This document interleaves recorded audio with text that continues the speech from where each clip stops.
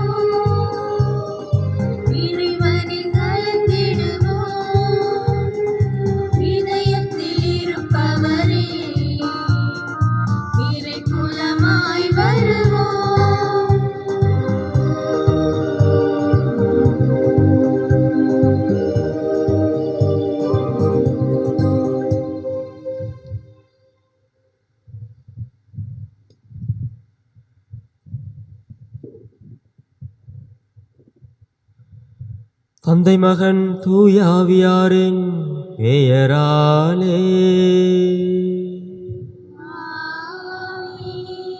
நம் ஆண்டவராகிய இயேசு கிறிஸ்துவின் அருளும் கடவுளின் அன்பும் தூய ஆவியாரின் நட்புறவும் உங்கள் அனைவரோடும் இருப்பதாக.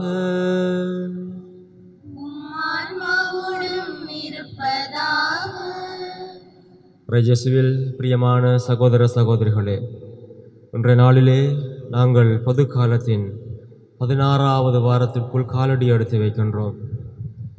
இன்றைய நாளிலே அமைதியில் இறைவனை காண்போம் என்னும் மையக்கருத்தில் சிந்திக்க உங்கள் ஒவ்வொருவரையும் அழைத்து நிற்கின்றேன்.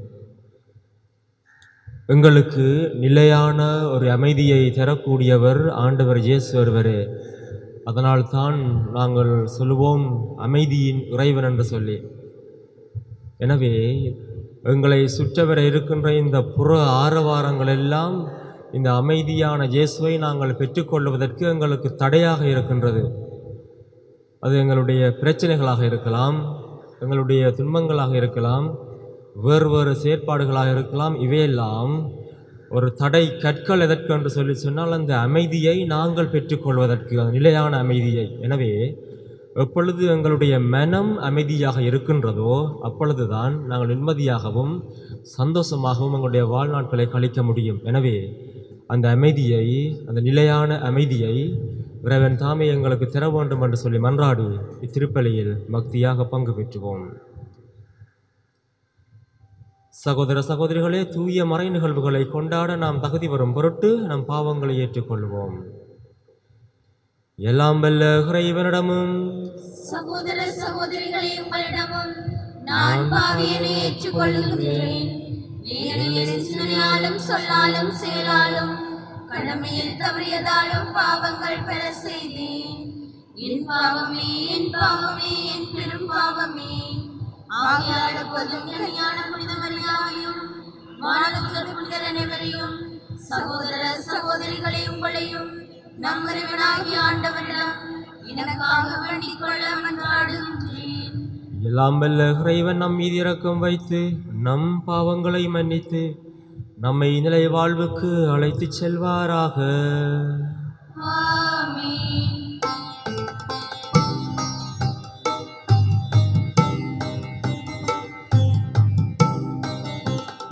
ஆண்டவரே இரக்கமாயிரும்.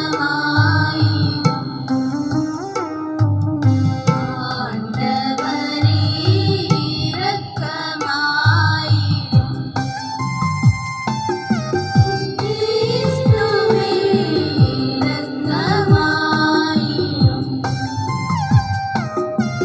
கிறிஸ்துவே இரக்கமாயிரும். ஆண்டவரே இரக்கமாயிரும்.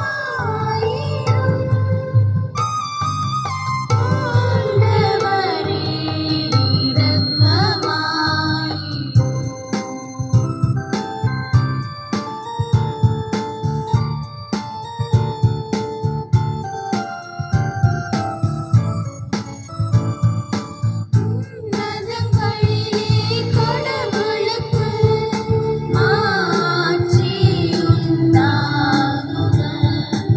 உலகினிலே நல்வருத்தோர்க்கு அமைதியாகுக.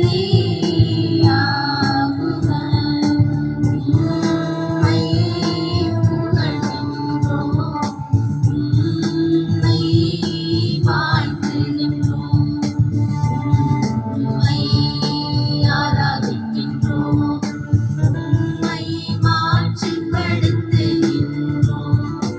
உமது மேலான மாட்சியின் பொருட்டு உமக்கு நன்றி கூறுகின்றோம்.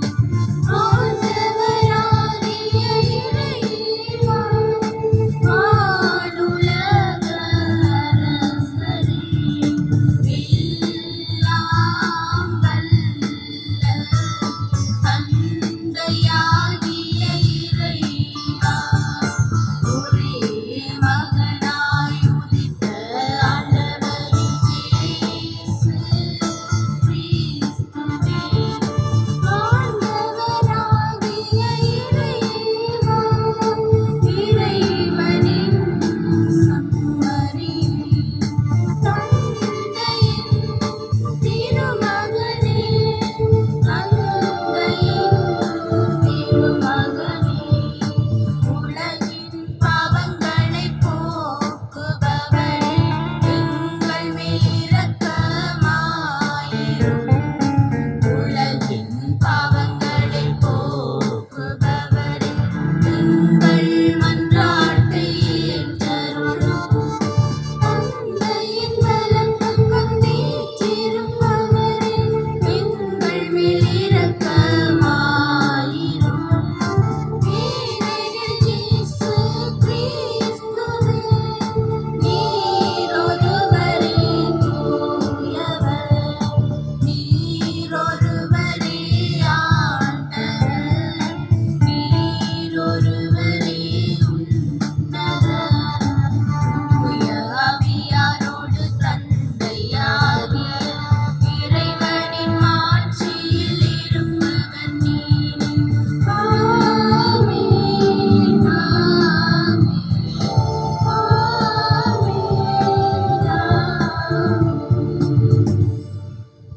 மன்றாடுவோமாக. ஆண்டவரே, நீர் உளம் கனிந்து அடியார்களாகிய எங்களில் உம்மருட்கொடைகளை பெருக செய்தருளும். இவ்வாறு நம்பிக்கை, எதிர்நோக்கு, அன்பு ஆகியவற்றால் நாங்கள் பற்றியறிந்து உம் கட்டளைகளை விழிப்புடனும் ஆர்வத்துடனும் கடைப்பிடிக்க செய்தருள்வீராக. உம்மோடு தூயாவியானவரின் ஒன்றிப்பில் இறைவனாய் என்றென்றும் வாழ்ந்து ஆட்சி செய்கின்ற கிறிஸ்து வழியாக உம்மை மன்றாடுகின்றோம்.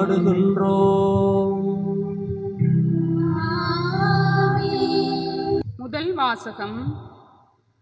ஆடுகளை கூட்டிச் சேர்த்து அவற்றை பேணி காக்க நான் மேய்ப்பர்களை நியமிப்பேன். இறைவாக்கினர் எரேமியா நூலிலிருந்து வாசகம். அதிகாரம் 23, திருவசனங்கள் 1 முதல் 6 முடிய. ஆண்டவர் கூறுவது: என் மேய்ச்சலுக்குட்பட்ட ஆடுகளை அழித்து சிதறடிக்கும் மேய்ப்பர்களுக்கு ஐயோ கேடு. தம் மக்களை வழிநடத்தும் மேய்ப்பர்களுக்கு எதிராக இஸ்ராயேலின் கடவுளாகிய ஆண்டவர் கூறுவது இதுவே: நீங்கள் என் மந்தையை சிதறடித்து விட்டீர்கள், அதனை துரத்தி அடித்தீர்கள், அதனை பராமரிக்கவில்லை. இதோ உங்கள் தீச்செயல்களின் காரணமாக உங்களை தண்டிக்கப் போகிறேன் என்கிறார் ஆண்டவர்.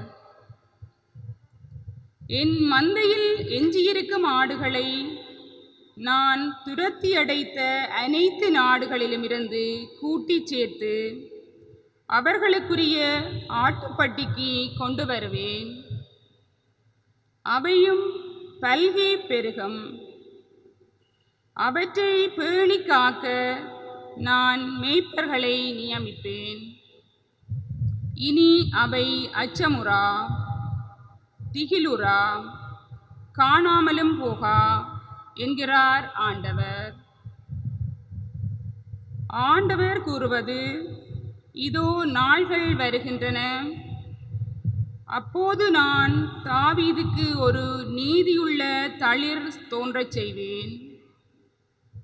அவர் அரசராய் ஆட்சி செலுத்துவார். அவர் ஞானமுடன் செயல்படுவார். அவர் நாட்டில் நீதியையும் நேர்மையையும் நிலைநாட்டுவார். அவர் தம் நாள்களில் யூதா விடுதலை பெறும். இஸ்ராயேல் பாதுகாப்புடன் வாழும். யாவே சித்கேனு, ஆண்டவரே நமது நீதி எனும் பெயரால் இந்நகர் அழைக்கப்படும். ஆண்டவர் வழங்கும் அருள்வாக்கு. இறைவனுக்கு நன்றி. பதுலுரை பாடலுக்கு பல்லவியாக: ஆண்டவரே என் நாயர், எனக்கேதும் குறையில்லை. ஆண்டவரே என் நாயர், எனக்கேதும் குறையில்லை. ஆண்டவரே நாயர், எனக்கேதும் குறையில்லை. ஆண்டவரே நாயர், எனக்கேதும் குறையில்லை. பசும்புல் வெளி மீது என்னை அவர் இளைப்பாறச் செய்வார். அமைதியான நீர்நிலைக்கு என்னை அழைத்துச் செல்வார். அவர் எனக்கு புத்துயிர் அளிப்பார். ஆண்டவரே நாயர், எனக்கேதும் குறையில்லை. தம் பெயர்க்கேற்ப என்னை நீதி வழி நடத்திடுவார். சாவினிருள் சூழ் பள்ளத்தாக்கில் நான் நடக்க நேர்ந்தாலும் நீர் என்னோடு இருப்பதால் எத்தீங்கிற்கு மஞ்சிடேன். உமது கோலும் நெடுங்கலியும் என்னை தேற்றும். ஆண்டவரே நாயர், எனக்கேதும் குறையில்லை. என்னுடைய எதிரிகளின் கண் முன்னே எனக்கு ஒரு விருந்தினை ஏற்பாடு செய்கின்றீர். என் தலையில் நறுமண தைலம் பூசுகின்றீர். எனது பாத்திரம் நிரம்பி வழிகின்றது. ஆண்டவரே நாயர், எனக்கேதும் குறையில்லை. உண்மையாகவே என் வாழ்நாள் எல்லாம் உம் அருள் நலமும் பேரன்பும் என்னை புடை சூழ்ந்து வரும். நானும் ஆண்டவரின் இல்லத்தில் நெடுநாள் வாழ்ந்திருப்பேன். ஆண்டவரே நாயர், எனக்கேதும் குறையில்லை. ஆண்டவரே நாயர், எனக்கேதும் குறையில்லை. நமக்கு அமைதி அருள்பவர். திருத்தூதர் பவுல் எபேசியருக்கு எழுதிய திருமுகத்திலிருந்து வாசகம். அதிகாரம் 2, வசனங்கள் 13-18 வரை. சகோதர சகோதரிகளே, ஒரு காலத்தில் தொலைவில் இருந்த நீங்கள் இப்பொழுது இயேசு கிறிஸ்துவோடு இணைந்து அவரது இரத்தத்தின் மூலம் அருகில் கொண்டு வரப்பட்டிருக்கிறீர்கள். ஏனெனில் அவரே நமக்கு அமைதி அருள்பவர். அவரே இரண்டு இனத்தவரையும் பிரித்து நின்ற பகைமை எனும் சுவரை தமது உடலில் ஏற்ற துன்பத்தின் வழியாக தகர்த்தெறிந்து அவர்களை ஒன்றுபடுத்தினார். பல கட்டளைகளையும் விதிகளையும் கொண்ட யூத சட்டத்தை அளித்தார். இரு இனத்தவரையும் தம்மோடு இணைத்திருக்கும் புதியதொரு இனமாக படைத்து அமைதி ஏற்படுத்தவே இவ்வாறு செய்தார். தாமே துன்புற்று பகைமையை அளித்தார். சிலுவையின் வழியாக இரு இனத்தவரையும் ஓரிடலாக்கி கடவுளோடு ஒப்புரவாக்க இப்படி செய்தார். அவர் வந்து தொலைவில் இருந்த உங்களுக்கும் அருகிலிருந்த அவர்களுக்கும் அமைதியை நற்செய்தியாக அறிவித்தார். அவர் வழியாகவே இரு இனத்தவராகிய நாம் ஒரே தூய ஆவி மூலம் நம் தந்தையை அணுகும் பேறு பெற்றிருக்கிறோம். இது ஆண்டவர் வழங்கும் அருள்வாக்கு.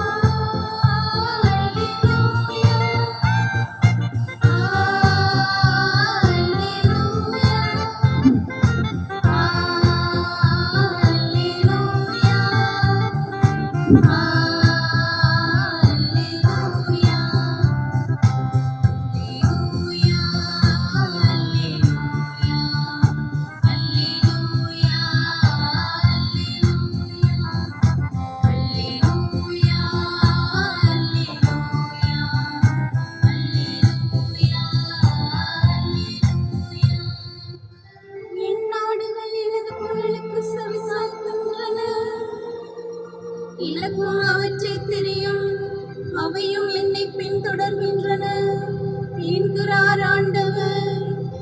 அல்லேலூயா.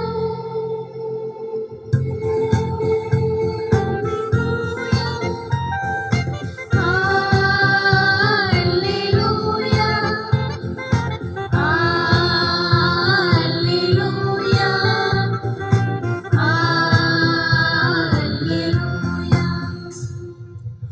ஆண்டவருங்களோடு இருப்பாராக. ஆன்மாவோடும் இருப்பாராக. புனித மாற்கு எழுதிய தூய நற்செய்தியிலிருந்து வாசகம். ஆண்டவரே, மாட்சி உமக்கே.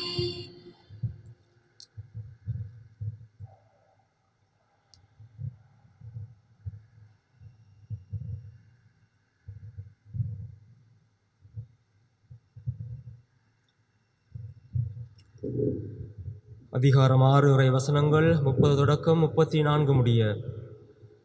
அக்காலத்தில் திருத்தூதர்கள் இயேசுவிடம் வந்து கூடி தாங்கள் செய்தவை கற்பித்தவையெல்லாம் அவருக்கு தெரிவித்தார்கள்.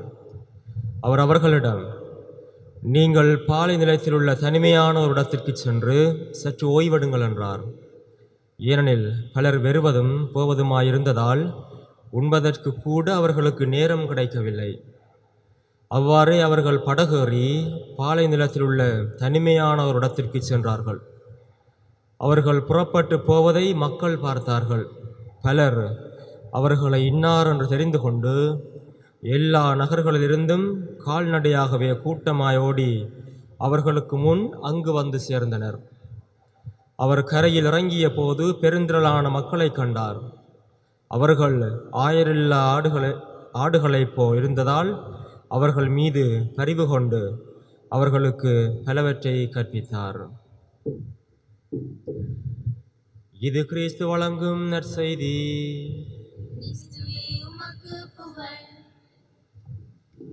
அமைதியான நீர்நிலைக்கு என்னை அழைத்துச் செல்வார்.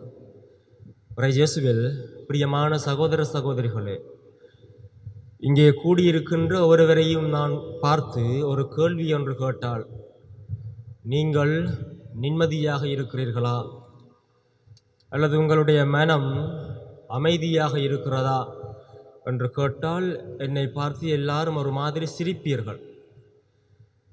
இன்றைய நாளிலே நாங்கள் இந்த அமைதியை பற்றித்தான் சிந்திக்க இருக்கின்றோம். அமைதி வெறுமனே சத்தங்களை நிப்பாட்டிவிட்டால் அது அமைதியாகுமா?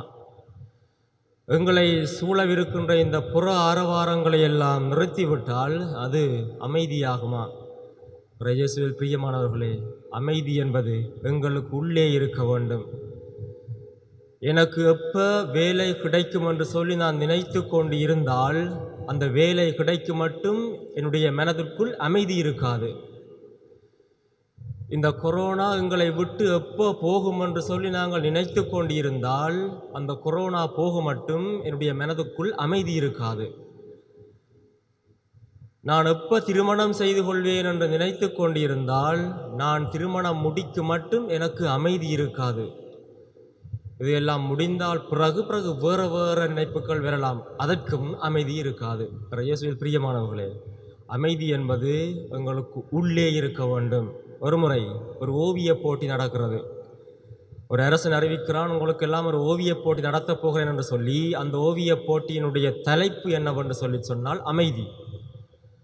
அப்போ இந்த ஓவியர்களுக்கெல்லாம் ஒரு அதிசயம், ஒரு உருவமே இல்லாததை பற்றி எப்படி நாங்கள் கீறுவது, எப்படி நாங்கள் சித்தரிப்பது, எப்படி வர்ணிப்பது என்று சொல்லி இவர்களுக்கு ஒரு அதிர்ச்சியாக இருந்தது. எப்படியாயினும் அவர்கள் இந்த போட்டியில் கலந்து கொள்ளுகிறார்கள் ஆர்வத்தோடு. அரசன் அவர்களால் நேரம் கொடுக்கப்படுகிறது. அவர்கள் அந்த ஓவியத்தை வரைந்து அரசனிடம் கொடுத்து விட்டு செல்கிறார்கள். இப்பொழுது அரசன் அந்த ஓவியத்தை பார்வையிடுகிறான். அரசனுடைய நினைப்பெல்லாம் என்னவென்று சொல்லி சொன்னால், அந்த ஓவியத்தை நான் பார்க்கின்ற பொழுது என்னுடைய மனதிற்குள் அமைதி தோன்ற வேண்டும் என்பது. முதலாவது ஓவியத்தை பார்க்கிறான். அங்கே எல்லாம் அமைதியாக இருக்கின்றது. ஆறு ஓடுகின்றது, உடனே நிற்கின்றது. காற்று வீசுகின்றது, அப்படியே நிற்கின்றது. அருவிகள் ஓடுகின்றன, அப்படியே நிற்கின்றது. இந்த மரங்கள் இந்த பயங்கரமான காற்றுக்கு அசைந்தாடிக்கொண்டு இருந்தது, அப்படியே நிற்கின்றது. இந்த ஓவியனுடைய சித்தரிப்பு என்னவென்று சொல்லி சொன்னால், எங்கே சத்தம் இருக்கின்றதோ, எங்கே ஆரவாரம் இருக்கின்றதோ அங்கே அமைதி இல்லை. அவற்றையெல்லாம் நிப்பாட்டி விட்டால் அங்கே அமைதி இருக்கும் என்பது இந்த ஓவியனுடைய சித்தரிப்பு. இந்த ஓவியம் அரசன் அவர்களால் நிராகரிக்கப்படுகின்றது. இது எனக்கு பிடிக்கவில்லை, இதை பார்க்கின்ற பொழுது என்னுடைய மனதுக்கு அமைதி தோன்றவில்லை. உடனடியாக அதை அங்காளி பக்கம் வைத்துவிட்டு அடுத்த ஓவியத்திற்கு செல்கிறான். அந்த ஓவியத்தை பார்க்கின்ற பொழுது அங்கே பலமான காற்று வீசிக்கொண்டிருக்கின்றது. தொடர்ந்து அந்த காற்றுக்கு மரத்தினுடைய கிளைகள் எல்லாம் ஆடிக்கொண்டிருக்கிறது, நிறுத்தவில்லை.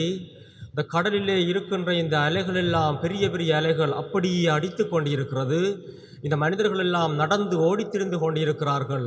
இப்படிப்பட்ட ஒரு ஓவியத்தில் இந்த பலமான காற்றுக்கு ஆடிக்கொண்டிருக்கின்ற இந்த மரத்தின் கிளையில் ஒரு பக்கத்தில் ஒரு பறவை தன்னுடைய குஞ்சு பறவைகளுக்கு இரையூட்டி கொண்டிருக்கிறது. இயேசுவில் பிரியமானவர்களே, இந்த பறவைக்கு அந்த பெரிய காற்று தெரியவில்லை. இந்த மரத்தினுடைய கிளை இப்படியெல்லாம் ஆடிக்கொண்டு இருக்கிறது, என்னுடைய குஞ்சுகள் கீழே விழப்போகின்றது என்று சொல்லி இந்த பறவை நினைக்கவில்லை. இந்த தாய்ப்பறவை நினைக்கவில்லை. அந்த புற ஆரவாரங்களை எல்லாம் தள்ளிவிட்டு இந்த தாய்ப்பறவை தன்னுடைய குஞ்சுகளுக்கு இரை மூட்டி கொண்டு இருக்கிறது. இதுதான் உண்மையான அமைதி. எங்களுடைய வாழ்வில் எங்களுக்கு வருகின்ற புற ஆரவாரங்களான துன்பங்களாக இருக்கலாம், கஷ்டங்களாக இருக்கலாம், அவற்றையெல்லாம் தள்ளிவிட்டால் தான் என்னுடைய மனதிற்குள் அமைதி கிடைக்கும் என்பது பச்சை பொய். இயேசுவில் பிரியமானவர்களே, இவ்வாறான பிரச்சனைகளோடும் இவ்வாறான துன்பங்களோடும் என்னுடைய மனதுக்குள் நான் அமைதியை கண்டுகொண்டேன் என்று சொல்லி சொன்னால் அதுதான் உண்மையான அமைதியாக இருக்கும். அதுதான் இயேசு தருகின்ற அமைதியாக இருக்கும். நாம் வாயை மூடிக்கொண்டு பல சந்தர்ப்பங்களிலே இருப்போம். ஆனால் எங்களுடைய மனதுக்குள்ளே பெரிய ஒரு போராட்டமாக இருக்கும். அது அமைதி அல்ல. எப்பொழுது என்னுடைய மனம் அமைதியாக இருக்கின்றதோ அப்பொழுதுதான் அது ஒரு நிலையான அமைதியாக இருக்கும். இந்த நிலையான அமைதி எங்கிருந்து வரும் என்று சொல்லி சொன்னால் ஆண்டவர் இயேசுவிடமிருந்து வருகிறது. அதான் ஆண்டவர் சொல்வார், நான் உங்களுக்கு அமைதியை கொடுக்கிறேன். அந்த அமைதி நிலையானதொரு அமைதியாக இருக்கும். எம்முள்ளே இருக்கும் அமைதியை கண்டுபிடித்து விட்டால் வெளியில் இருக்கும் எந்தவித இரைச்சலும் எங்களுக்கு கேட்காது. இதுதான் ஆண்டவர் இயேசுனுடைய வாழ்க்கையிலும் நடந்தது. ஆண்டவர் இயேசுவை சுற்றி பலவிதமான இரைச்சல்கள். இவன் ஒரு சூழ்ச்சியக்காரன் என்றார்கள், ஒரு போராட்டக்காரன் என்றார்கள், இவன் ஒரு கள்ளன் என்றார்கள், பேய் என்றார்கள், பசாசு என்றார்கள். இவையெல்லாம் ஆண்டவர் இயேசுவை சுத்தவரை இருந்த இரைச்சல்கள். இவ்வாறான இரைச்சல்களின் மத்தியிலும் ஆண்டவர் இயேசு அமைதியை கண்டு கொண்டார். காரணம், அவர் தந்தையோடு கொண்டிருந்த உறவு. இயேசுவில் பிரியமானவர்களே, எனவே எங்களுடைய வாழ்விலும் இந்த புற ஆரவாரங்களை எல்லாம் தள்ளிவிட்டு எங்களை சுற்றி வருகின்ற இந்த ஆரவாரங்களை எல்லாம் நாங்கள் கேட்காமல் ஆண்டவருடைய சத்தத்தை கேட்டோம் என்று சொல்லி சொன்னால் அந்த அமைதி இயல்பாகவே எங்களுள் தங்கும். துன்பங்களாக இருக்கலாம், பிரச்சனைகளாக இருக்கலாம். நான் தொடக்கத்திலே சொன்ன இந்த வெளிநாடு போகின்ற தன்மை, திருமணம் முடிக்காத தன்மை, வேலை இல்லாத தன்மை, இவ்வாறான சத்தங்களை எல்லாம் நாங்கள் கேட்டுக்கொண்டு இருக்கின்ற பொழுது ஆண்டவருடைய சத்தம் எங்களுக்கு கேட்பதில்லை. இதுதான் யதார்த்தமான உண்மை. எப்போவடா எங்களுக்கு நிம்மதி கிடைக்கும் என்று சொல்லி சிந்தித்து கொண்டு இருக்கிற நாங்கள் ஆண்டவர் இயேசுவினுடைய சத்தத்தை கேட்க தவறிவிடுகிறோம். இயேசுவில் பிரியமானவர்களே, நோவா தன்னுடைய பேழைக்குள்ளே பயணம் செய்து கொண்டிருக்கிறார். அந்த பேழையை விட்டு சுத்த வர ஆரவாரங்கள், வெள்ளம், காற்று. அப்படி இருக்கின்ற பொழுது நோவாவினுடைய பேழைக்குள் உள்ளே இருந்த அந்த மிருகங்கள், மனிதர்கள் எல்லாம் அமைதியாக இருந்தார்கள். காரணம், அவர்கள் ஆண்டவர் மேல் நம்பிக்கை வைத்திருந்தார்கள். ஆனால் புதிய ஏற்பாட்டிலே நாங்கள் பார்க்கிறோம், ஆண்டவர் இயேசு கடலிலே பயணம் செய்து கொண்டிருக்கின்ற பொழுது கப்பலிலே தன்னுடைய சீடர்களோடு அங்கே காற்று அடிக்கின்ற பொழுது இந்த சீடர்கள் எல்லாம் குளறுகின்றார்கள், கத்துகின்றார்கள், நாங்கள் மடியப் போகிறோம், நீர் நித்திரை கொண்டு கொண்டிருக்கிறீர். காரணம், அங்கே நம்பிக்கை இல்லை. ஆண்டவர் இயேசு இருக்கிறார் என்று சொல்லி அந்த நம்பிக்கை இல்லாத காரணத்தால் புற ஆரவாரங்கள் அந்த சீடர்களுடைய நிம்மதியை குலைத்து விடுகிறது. இயேசுவில் பிரியமானவர்களே, இதுதான் உண்மையாகவும் இருக்கின்றது. எப்பொழுது இந்த புற ஆரவாரங்கள் எங்களை சுத்த வர கேட்கின்ற இந்த சத்தங்களை எல்லாம் நாங்கள் கேட்டுக்கொண்டு இருக்கின்றோமோ அப்பொழுது ஆண்டவர் இயேசுவினுடைய குரலை கேட்க நாங்கள் தவறிவிடுகின்றோம். அந்த உண்மையான அமைதியை நாங்கள் இழந்து விடுகின்றோம். அண்மையில் இறந்து போன எங்களுடைய மன்னாராயர் ராஜப்பு ஜோசப், இந்த மனுஷன் ஒரு ஆயராக மன்னாரிலே பணியாற்றியவர். இவரை சுற்றி நிறைய சத்தங்கள் கேட்டது. இவன் பயங்கரவாதி என்று சொன்னார்கள். இவரை கொல்லுவதற்கு எல்லாம் தேடினார்கள். ஆனால் இந்த மனுஷன் செய்ததெல்லாம் ஒன்றே ஒன்று, தன்னுடைய தமிழ் மக்களுக்காக குரலை கொடுத்தது. இதுதான் அவர் கண்டுகொண்ட அமைதி.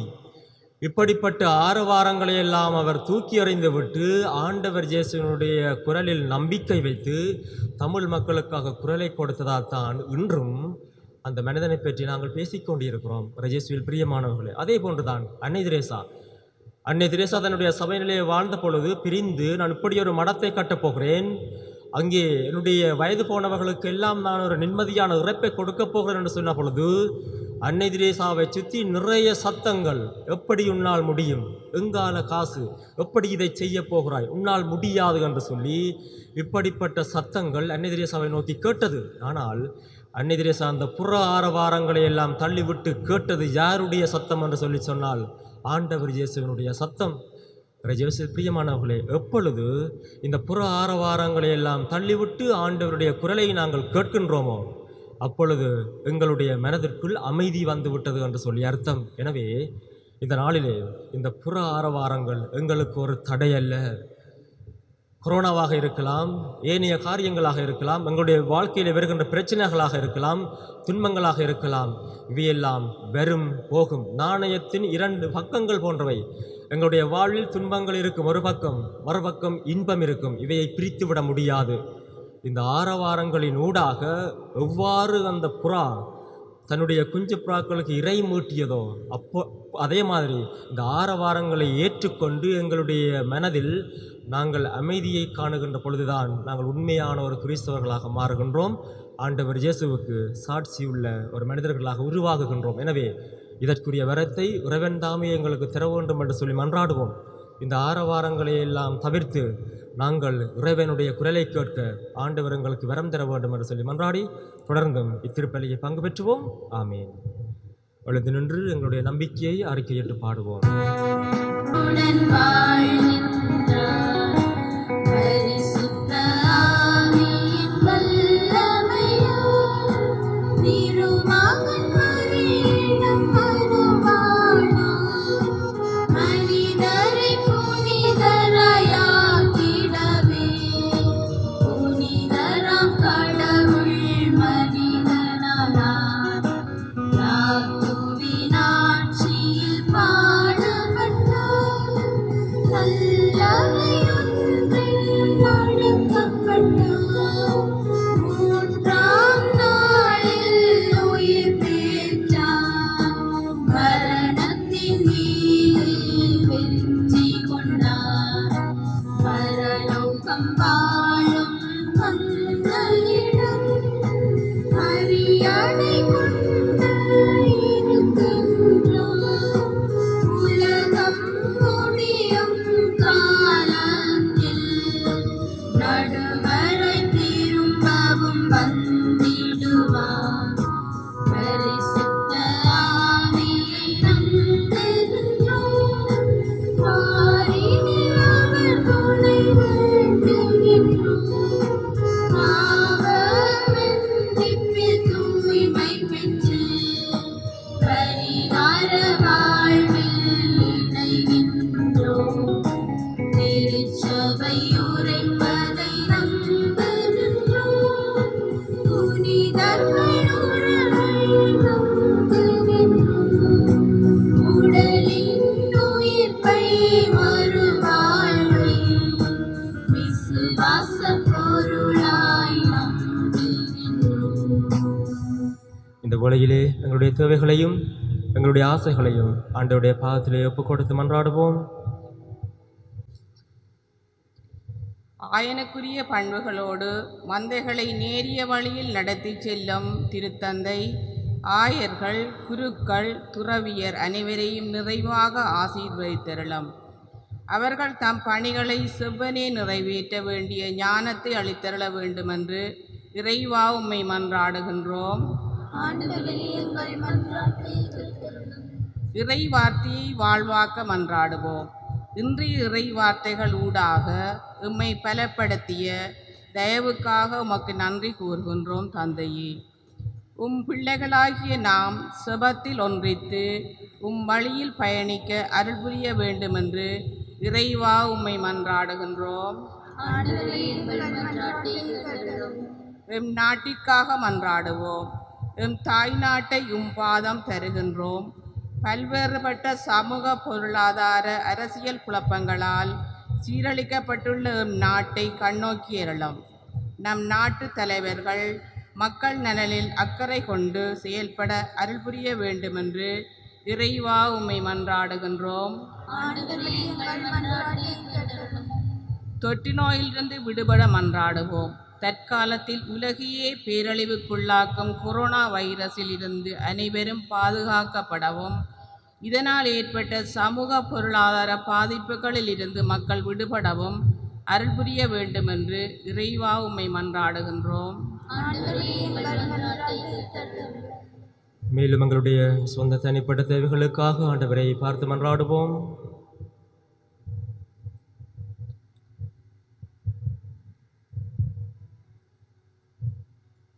இவற்றையெல்லாம் எங்கள் ஆண்டவராகிய கிறிஸ்து வழியாக உம்மை பார்த்து மன்றாடுகின்றோம்.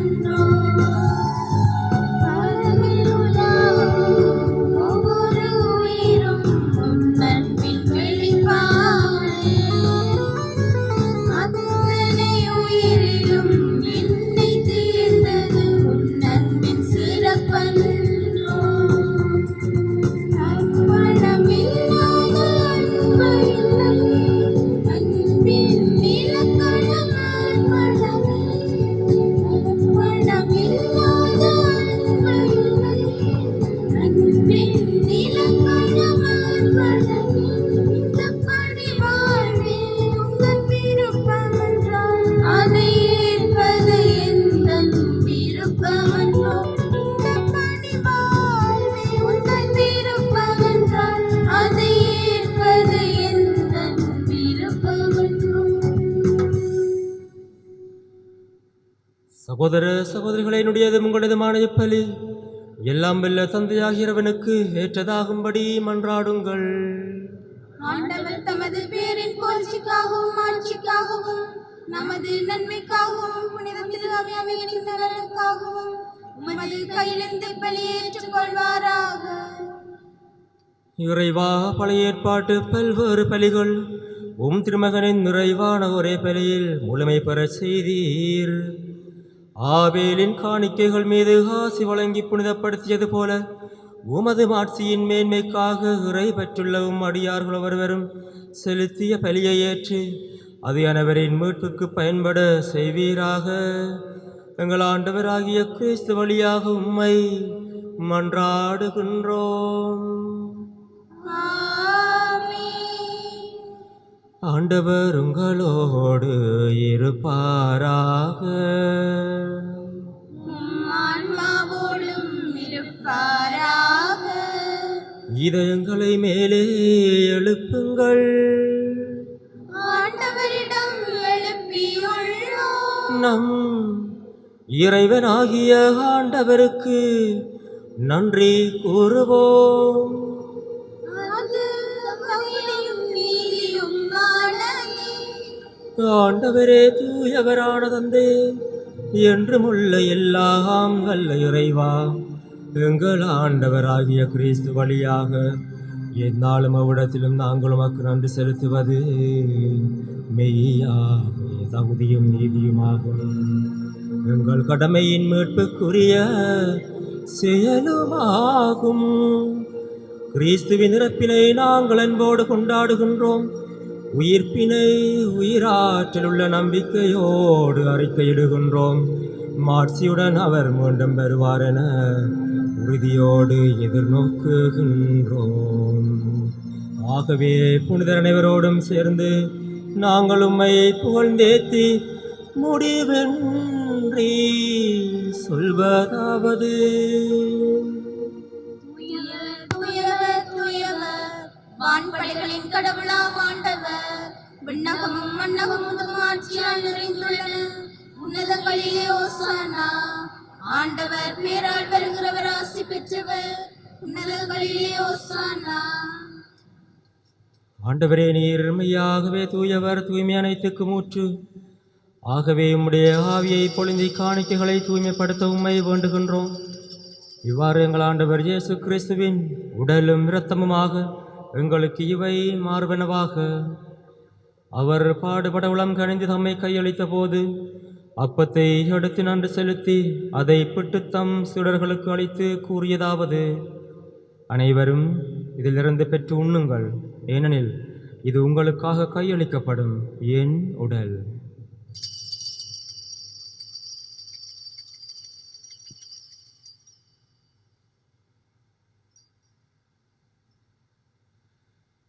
அவ்வண்ணமே இரவு விருந்த அருந்திய பின் கிண்ணத்தையும் எடுத்து மீண்டும் உமக்கு நன்றி கூறி தம் சீடர்களுக்கு அளித்து அவர் கூறியதாவது: அனைவரும் இதிலிருந்து பெற்று பருகுங்கள், ஏனெனில் இது புதிய நிலையான உடன்படிக்கைக்குரிய இரத்தத்தின் கிண்ணம். இது பாவ மன்னிப்புக்கென்று உங்களுக்காகவும் பலருக்காகவும் சிந்தப்படும். இதை என் நினைவாக செய்யுங்கள்.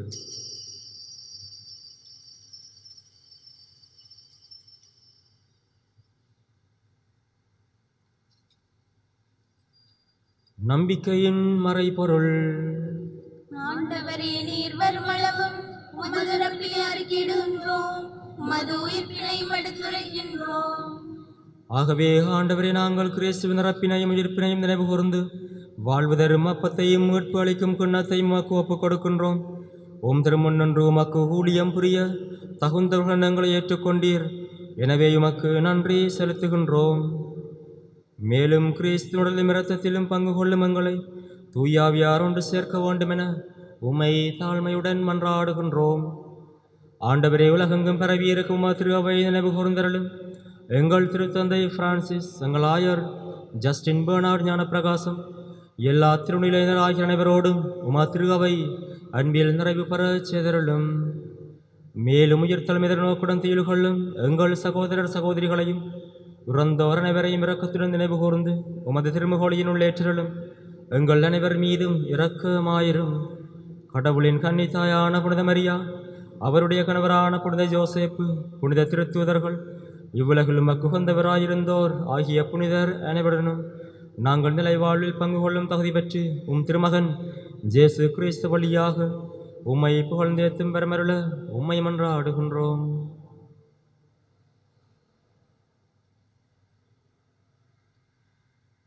இவர் வழியாக இவரோடு இவரில் எல்லாம் வல்ல இறைவனாகிய தந்தையே, தூயாவியாரின் ஒன்றிப்பில் எல்லா புகழும் மாட்சியும் என்றென்றும் உமக்கு உரியதே.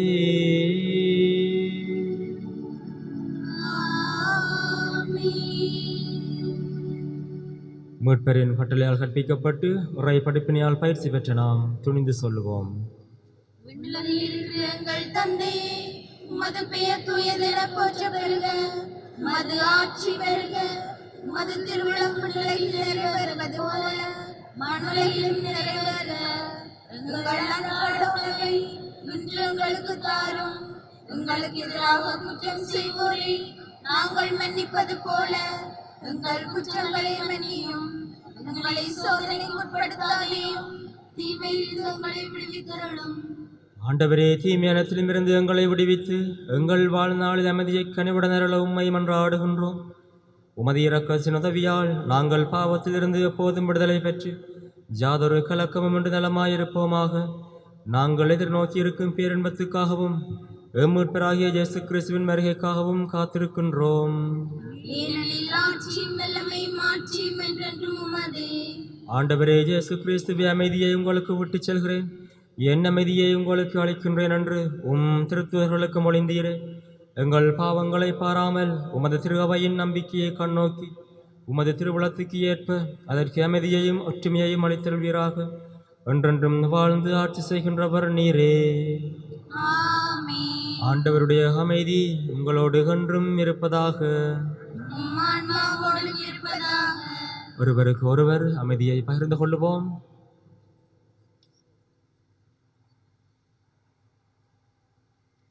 உலகின் பாவங்களை போக்கும் இறைவனின் சமரியே, எங்கள் மேல் இரக்கமாயிரும். உலகின் பாவங்களை போக்கும் இறைவனின் சமரியே, எங்கள் மேல் இரக்கமாயிரும். உலகின் பாவங்களை போக்கும் இறைவனின் சமரியே, எங்களுக்கு அமைதி அளித்தருளும். இதோ இறைவனின் செம்மறி, இதோ உலகின் பாவங்களை போக்குபவர். செம்மறியின் விருந்துக்கு அழைக்கப் பெற்றோர் பேறு பெற்றோர். ஆண்டவரே, நீர் என்னிடத்தில் நான் தகுதியற்றவள்.